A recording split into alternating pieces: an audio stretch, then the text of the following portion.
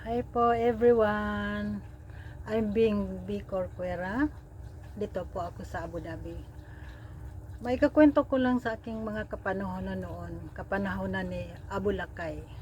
Noon ako pa ay track and field athletics ako. Bata pa ako masyado noon. At ngayon ay 60 years old na ako.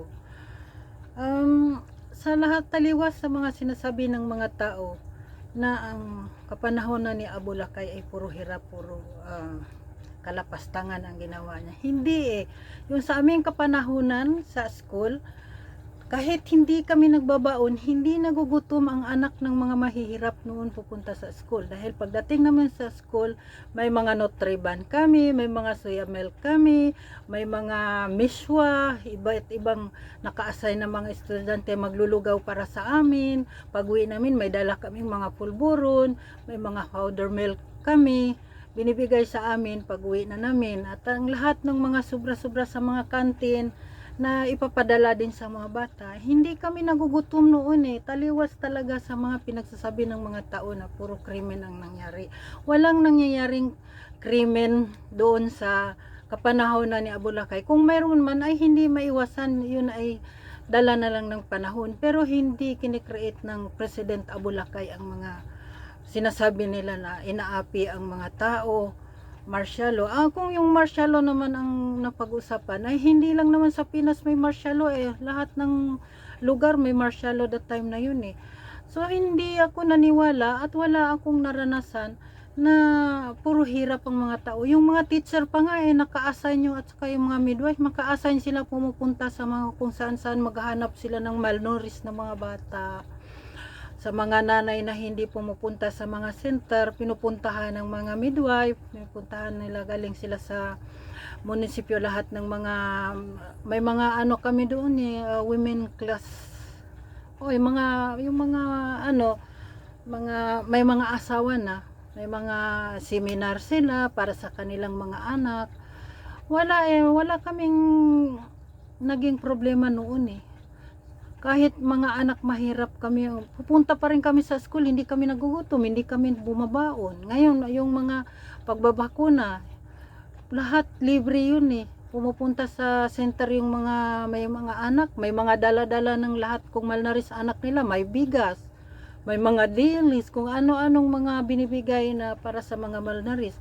Kaya nga minsan yung mga medyo may mga isip na mga kabataan, ay sana malnaris na lang ako para madami-dami akong madadala. Dahil mga bunga na lang yun ng mga pagbibiro ng medyo mga malalaki na ng mga kabataan. Pero ako noon kasi grade 6 pa lang ako. Nakapokus ako lagi sa lahat ng pagkain, libre sa school. At saka masyado akong excited kasi malayo pa lang ang namin, pagdayo namin sa ibang lugar dahil ako'y track and field, lahat libre kulambo, libre sapatos, yung mga Convert, yung mga sapatos doon, Converse, mga Robertson. Ang kuya ko pa nga sabi niya, pagka may supply ka na namang Robertson, mo sa akin yung size ko, firmahan mo yung size ko para sa akin na lang. Ganun ang ginagawa ko. Libre Colgate, libre medyas, kulambo, jacket, lahat libre ang mga athletic noon. Ako track and field pa lang. Pero never ko nakakalimutan yun dahil siyempre grade 6 na ako, malaki na ako noon.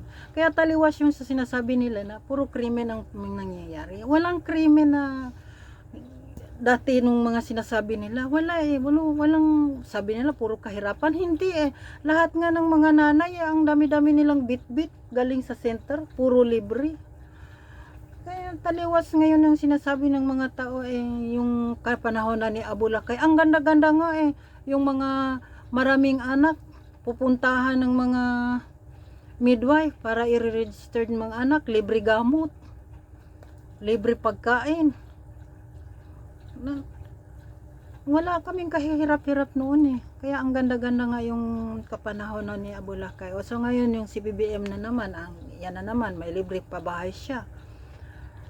At ang mura-mura ng mga bibilihin noon nung kapanahonan ni Abu Lakay. Ngayon, parang ganyan din yung anak niya ngayon. Pinapangarap niya rin, sabi niya. Hindi niya sinasabi na gagawin niyang 25 or 20 ang per kilo sa bigas. Ang tandang-tanda ko, napanood ko din yung video niya, nandito ako sa Abu Dhabi, na ang sabi niya, pangarap niya na maging 20 ang per kilo sa bigas. Hindi niya sinasabi na gagawin kong 20. Pangarap. Ibig sabihin na dapat sana ganun ang mangyari. Hindi niya pinangako na gagawin niyang ganun. Kasi nga sa katandaan na naman ang problema, sa dami-dami naman ang problema niyang mamanahin dito sa Pilipinas, siyempre hindi mo talaga mapangako na gagawin mong kung ano yung gusto mo. Pero sana ganun, yun ang sinasabi niya, sana ganun.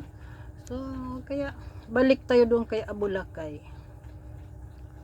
Hindi ako naniwala kung ganun ang pangyayari dati na sabihin puro sakuna. Wala eh.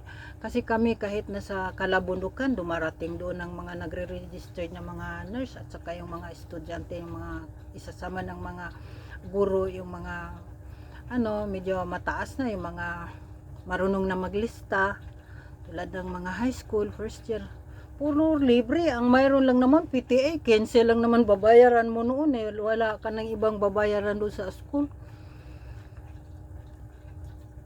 Puro libre na yung pagkain mo doon sa school. Nasasayo na kung gusto mo magbaon, pero sa amin hindi na kami magbaon eh, kasi ang dami-dami, may mga Nutriban, may mga tinapay doon eh, hindi naman mauubos doon sa school, lahat libre. Kaya taliwas talaga yung sinasabi ng mga tao. Hindi ganun ang pangyayari doon sa sinasabi nilang puro krimen.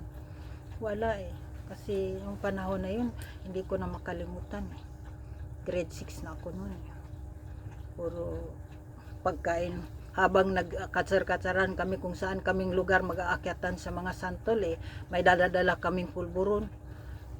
Gumagawa kami, kung naubos na yung ginagawa nung umaga, gumagawa pa kami bago kami umuwi. Kasi nga doon sa HE, sa bodega ng punong-puno yun ng mga powder milk, gatas, at sa mga libro, puro libre din. Truck ang magde-deliver sa amin ng mga libro.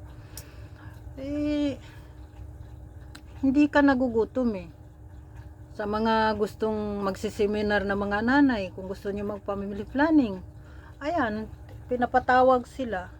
Kasi may mga programang ganun. Gusto niyo mananahi, gusto niyo kung yung mga yung mga simpleng pagkakitaan, manicure, pedicure, mga lahat ng simpleng mga mananahi, libre lang eh. May magte-training doon, naka-assign na mag-training, libre lang, wala kang bayad. Bibili ka lang kung naubusan na ng supply, mga gunting, mga pencil. Kung nauubusan na yung pwede kang bumibili. Pero kung ka naman, makaantay ka, sasabihin nila halimbawa naubusan, sa susunod naman mayroon pa, di mag-aantay ka. Pero hindi talaga nangyari yung sinasabing puro krimen. Maganda nga nung kapanahon na ni Abulakay. Kaya hindi ko makakalimutan yun dahil noon ako pinanganak nung si Abulakay na ang president, hanggat sa naging grade 6 na ako, si Abulakay pa rin ang president. So hindi ko nakakalimutan, maginhawa ang mga napakasaya ng buhay nung kapanahon ni Abulakay. Lahat libre yung namin. Kaya tuwang-tuwa nga yung kuya ko pag pumupunta. Kwento, itong kwento na to, never ko nakalimutan. Yun naman ang aking kakapanahonan nung kapanahonan na yun. Malaki na ako, grade 6 na ako. Kaya hindi ko na makalimutan yung mga pangyayaring gano'n. Tuwing uuwi kami, ang dami-dami naman yung mga dalang pagkain. So, yun lang mga kababayan, ang aking kwento sa inyo. Kaya hindi ko naman sinasabi pilitin ko kayong maniwala sa kwento, pero yun talaga ang naging kasaysayan, naging experience ko nung ako'y nung kabataan ko, kapanahon na ni Abulakay, na walang naging problema ang mga anak ng mga mahirap nag-aaral dahil libre naman, hindi ka nagugutom. Dala-dala mo yung mga maraming anak, dala-dala nila mga anak nila malnourished. Kung ilang ang anak mo o ilang din ang matatanggap mo. Mayroon pa kaming kapitbahay, 10 anak niya. Tuwing pupunta siya every week dun sa school, mayroon siyang kalahating sakong bigas libre. Oh, mayroon pa siyang mga dilis, monggo. Lahat ng mga solusyon ng malnourished na bata is libre doon sa center. Binibigay ng mga midwife.